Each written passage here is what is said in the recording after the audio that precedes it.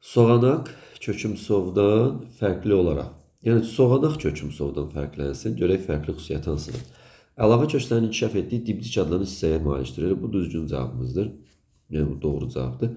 Dibcik nədir? Dibcik baxın, belə bir şəkil çəksək soğanın quruluşu. Bu dibcik yastı gövdədir, qısa olur həm də. Dibcik. Dibcikdən aşağıya əlavə köklər uzanır bu qaydada. Yuxarıya da biri quru pulcuq şəkilli yarpaqlar olurdu. Onun altında lətli yarpaqları olurdu. Bu qoltuğunda yan tumurcuq olur, ortasında təpə tumurcuq olur. Əlverişli şəraitdə də soğanın yerüstü hissəyə yaşıl, içi boş yarpaqlar çıxmış olurdu.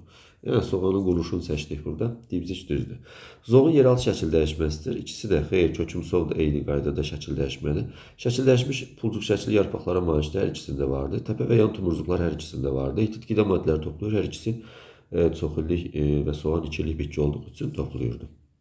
Onun üçün düzgün cavab dibciyi var. Soğanağın kökümsovun olmur.